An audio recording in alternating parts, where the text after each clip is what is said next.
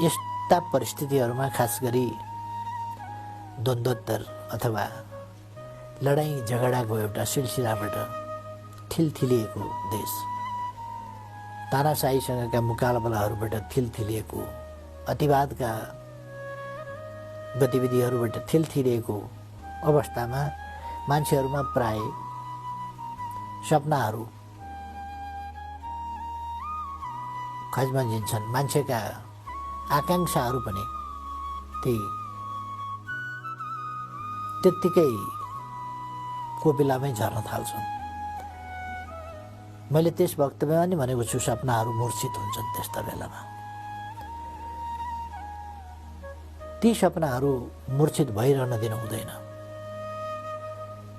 कुनै देश जब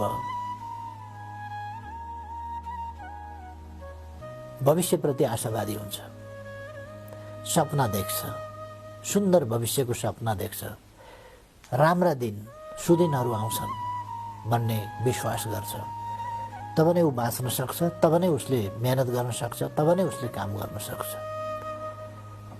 मेरो काम मूर्छित सपनाहरूलाई जगाउनु र तिनीहरूप्रति विश्वास बढाउनु र ती विश्वासहरू साकार पार्नका निम्ति हरेकले प्रयास गरून्, जसबाट देश विकास सम्भव बनाउन सकिन्छ, समाज विकास सम्भव बनाउन सकिन्छ।